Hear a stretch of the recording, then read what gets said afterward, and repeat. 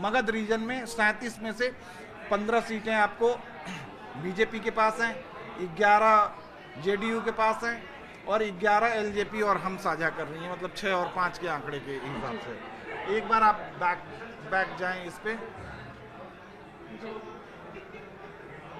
Magadh reason पे ही। Magadh reason में India block को आप देख लीजिए कि कहाँ इंडिया ब्लॉक जो है वो 30 का नुकसान हुआ है, सीधे सीधे नुकसान है। सबसे ज्यादा आरजेडी 15 सीटों के नुकसान पर आरजेडी चल रही है। एक बार आप फिर चलें। अब अगला रीजन हमारा बचता है मिथिला।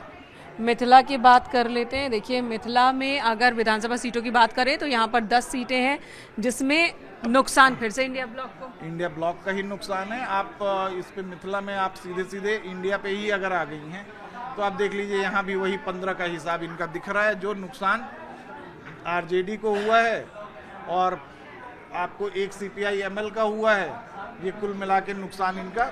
एक बार पीछे आप ओवरऑल आंकड़ा दिखाने की कोशिश अगर करें रीजन।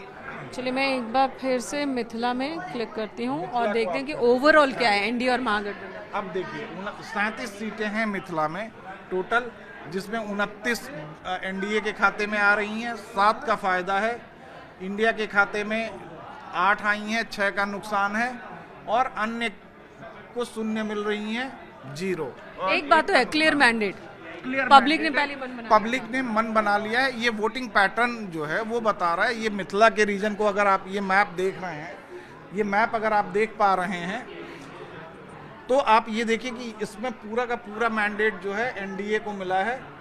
और एनडीए में भी बीजेपी, जेडीयू, आप बीजेपी को देख लीजिए, जेडीयू को देख लीजिए, एलजेपी को आप देख लीजिए, हमको देख लीजिए, ये आरएलएम को देख लीजिए। पूरे मगध पे कब्जा कर लिया। मिथिला रीजन है इनका, ये मिथिला है बिल्कुल। मतलब मिथिला ने भी अपना मन बना लिया और वहाँ मतलब जो तमाम चीजें आ रही थी टिकट बंटवारे के बाद, कुछ असंतोष के स्वर सुनाई दे रहे थे एनडीए में भी, वो सब साफ हो गए हैं। अब तिरहुत रीजन बचता है। जो ये तिरहुत रीजन कौन सा है ये भी बता दें। तिरहुत रीजन ये आपको पश्चिम चंपारण और उसके बाद का जो इलाका है, जो आपको मुजफ्फरपुर वाला इलाका है, जो ओल्ड तिरहुत कमिश्नरी कही जाती थी बिहार के लिए, जिसमें कि आपको मुजफ्फरपुर, पूर्वी चंपारण, पश्चिमी चंपारण, ये वाले समस्तीपुर, सीतामढ़ी वाले इलाके आते थे। ये तिरहुत रीजन है। उसमें 49 सीटें हैं टोटल। 49 में से एक तरफा है 42 एनडीए को, 11 का फायदा है। इंडिया को 7, मतलब महागठबंधन को 7 मिल रही है, 11 का नुकसान है। जो इनका नुकसान है एनडीए का फायदा है। अब यहाँ भी देख लीजिए कि यहाँ भी ये रणनीति ही काम आई है। बीजेपी यहाँ बराबरी पर है। पिछली बार जितना था 25 की 25 इन्होंने जीती हैं। जेडीयू 12, 6 का प्लस है। एलजेपी 5 का 5 इनका फायदा है।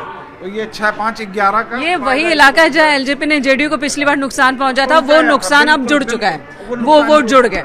आप अगर पूरे इलेक्शन एनालिसिस को उठाकर देखें तो पिछली बार जेडीयू को जो नुकसान हुआ था वो एलजेपी की वजह से हुआ था।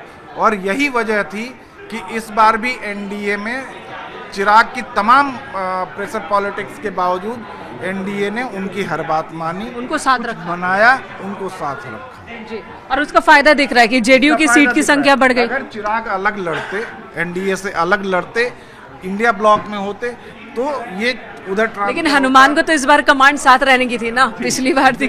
बिल्कुल। तो ये है जी।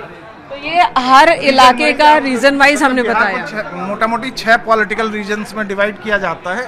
मतलब भागलपुर, भोजपुर, मिथिला, मगध, तिरहुत और सीमांचल। तो ये आपको ओवरऑल मिला। अब ये एक बार फिर ओवरऑल आंकड़े पे आए अगर तो एनडीए है 197, 76 का फायदा है। अच्छा, एक इधर है 197 से 97 हुआ। इंडिया ब्लॉक मतलब महागठबंधन 41 पे है, 73 का लॉस है।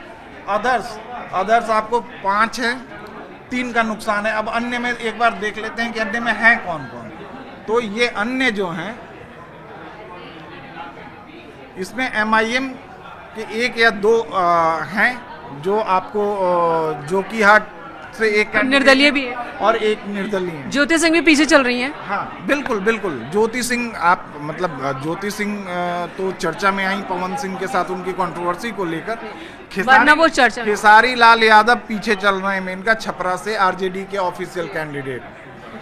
तो जो भी भोजपुरी सिनेमा का ग्लैमर था वो काम नहीं आया, बिहार में काम नहीं आया, नहीं आया। मिथिला वाला मिथिला में ग्लैमर नहीं था, मिथिला में कल्चर था। कल्चर। अगर आप मैथिली ठाकुर को लेकर अगर आप बात कर रही हैं, अगर आपका इशारा उनकी तरफ है, तो मैथिली ठाकुर एक कल्चर को इनहेरिट कर रही हैं और एक कल्चर को मतलब क्या कहते हैं, बहुत इंटरेस्टिंग है। देखिए अभी तो रुझान है, नतीजे आ रहे हैं और बिहार की पॉलिटिक्स आप जितनी चर्चा करेंगे उतना ही कम है। दूसरी बात मतलब यहाँ पे चलिए ये तो आंकड़ों की बात हुई, लेकिन अगर आप ये मतलब मैं सोच रहा हूँ कि आखिर ये मैंडेट आया कैसे, तो और इसके मायने क्या हैं, इन रुझानों के मायने क्या हैं।